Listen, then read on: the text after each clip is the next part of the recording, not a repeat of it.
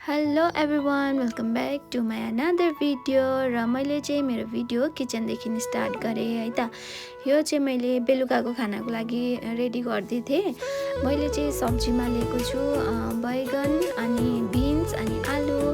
अब हेर्नु न, भिडियो पनि के हालौँ जस्तो हुन्छ क्या, दिनभरि घरमै बसेर नानी यता त्यता हैरान पनि हुन्छ है, के हालौँ भयो। अनि मैले चाहिँ आज खाना पकाएको हालौँ न त भनेर म चाहिँ यहाँ रेडी गर्दैछु।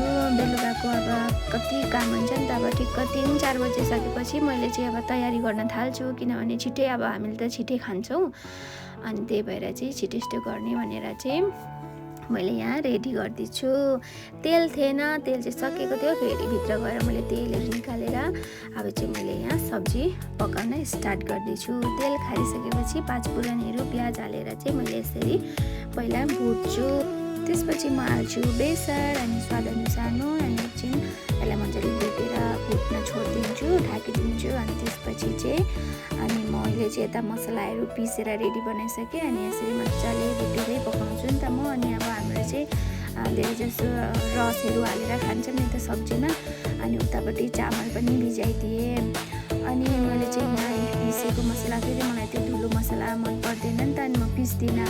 मैले चाहिँ आफै पिसेर खान्छु भनेको ग्राइन्ड गरेर राख्दिनँ, धुलो राख्दिनँ। आफै पकाउने बेलामा चाहिँ अलिकति हालेर पिसो है सिलौटामा, कति मिठो टेस्ट आउँछ। अनि यति गरिसकेपछि चाहिँ म थोरै पानी पनि लगाइदिन्छु अनि ढाकिदिन्छु। यति भएपछि टमाटर पनि मजाले पाको है, अनि आलु पनि मजाले पाक्छ। अनि तपाईँहरूले कस्तो खानुहुन्छ, भाजीहरू खानुहुन्छ कि है? हामी चाहिँ प्रायः जस्तो ग्रेभी रसहरू हालेर नै खान्छौँ। अनि एउटा मात्रै सब्जी हुँदैन, 2टा अनि अचारहरू पनि हुन्छ, बनाउनै पनि पर्छ। अनि त्यसपछि थाल बटुकाहरू पनि कति भइरहेको थियो। अनि मैले जस्तो त्यो बकेट खाली गरिदिएँ। अनि त्यसपछि चाहिँ मैले यता धन्दा गर्न थालेँ। अनि हेर्नु न, अब यो राख्यो भने फेरि बेलुका कति धेरै हुन्छ, प्लस नानीले दिदिनँ।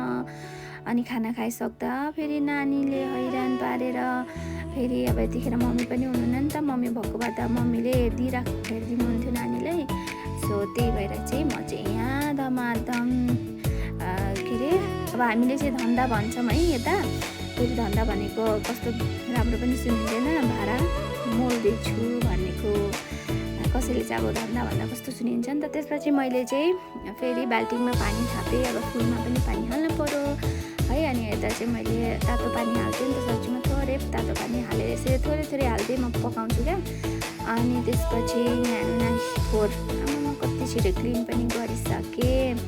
अनि बाल्टिङ उचाल्छु एउटा हातले भनेको त के को सक्नु, अनि फेरि राखेर अनि लगे। अब हेर्नु न, एउटा हातले फोन समाएको छ है, अनि एउटा हातले पुरा काम गरिरहेको छ। अनि यो चाहिँ हाम्रो बाहिरको बादली हो। अब यति सबैमा फुल हाल्नुपर्छ नि त। अनि त्यहाँ चाहिँ हाम्रो प्याजी उठाएको थिएन, अनि त्यसपछि चाहिँ मैले प्याजी पनि उठाएँ। अनि त्यसरी लक्की प्लान्ट अनि यस्तो स्नेक प्लान्टहरू अलिअलि लगाएको छ। अब त्यस्तो साह्रो प्लान्टहरू त छैन। अनि मैले चाहिँ चियाकै भाँडाबाट हाल्दैछु क्या, जुठो भनेर सोच्नुहुन्छ होला, जुठो चाहिँ होइन। प्लस अनि हामीले चिनी हालेको चिया पनि खाँदैनौँ नि त। अनि त्यसलाई एकचोटि पखालेर अनि मात्रै त्यो पानी हाल्ने गर्छु क्या। अनि त्यही भएर चाहिँ यसरी हाल्दैछु। यो के अरे ससप्यान चाहिँ जुठो भनेर चाहिँ नभन्नु होला। अनि त्यसपछि फेरि भित्र आएर हेर्दा त ठिक्क सब्जी अब यस्तो यस्तो भइसकेको छ। अनि मैले चाहिँ अलिक खुरखार पार्छु कि, मलाई फेरि अझ आलु गोटै भएको मनै पर्दैन। अनि अलिकति खोरेपछि चाहिँ बाक्लो पनि हुन्छ है। त्यसपछि फेरि लाएर अनि मैले यता चामल पानी धुन थालेँ। अब यो चामलको पानी पनि म फाल्दिनँ, यसरी बाल्टिङमा राख्छु। फेरि बाहिरको फुलहरूलाई पनि पानी हाल्नुपर्छ नि त। अनि फेरि अब यता म र डेडीको लागि चाहिँ खाना यता रेडी पारेँ। अनि यो चाहिँ हो नानीको लागि चाहिँ अलिक नरम खालको चामल राख्छौँ नि त, खुवाइदिन्छौँ। अनि त्यसपछि यहाँ हेर्नु न, बाहिर हाम्रो खोर्सानी, यो चाहिँ डल्ले खोर्सानी, यो गाछ उसमा भएको छ क्या, पोटमा कस्तो मजाले। अनि त्यसपछि मैले फेरि पकाएँ इस्कुसको मुन्टा। बेलुका त अब हरियो पातहरू प्रायःले खानु हुँदैन, तर हामीले चाहिँ खान्छौँ है। अनि डेडीले नानी लानुभएको थियो नि त, अनि त्यही भएर चाहिँ मैले छिटो गर्दै थिएँ।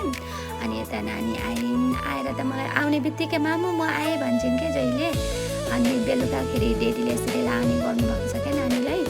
अनि नानी उता गएर आएपछि मामु मैले यस्तो खाएँ, कहीँ गयो भने म यता गएको थिएँ त्यता गएको थिएँ भनेर मसँग गफ गरेर मलाई हक गरेर अनि चाहिँ रुए जस्तो गरिदिन्छु अनि नरुनु न तपाईँ भनेर फकाएर है। अनि यो किन्डर जोय चाहिँ सानीले खानालाई जिद गर्न थाले। नानी मम्मु म क्यान्डी खान्छु भन्न थालेँ। नानी अब यसो धेरै दिनु हुँदैन नि त, अनि त्यही भएर चाहिँ मैले एउटा चाहिँ मैले खाइदिएँ अनि अर्को चाहिँ एउटा चाहिँ मैले सानीले खुवाइदिएँ है। सो मेरो बेलुकाको खाना चाहिँ रेडी भइसक्यो र मैले चाहिँ यसमा सलाद र अचारको राखेको भिडियो बनाउन पाइनँ। सो आजको लागि यति नै।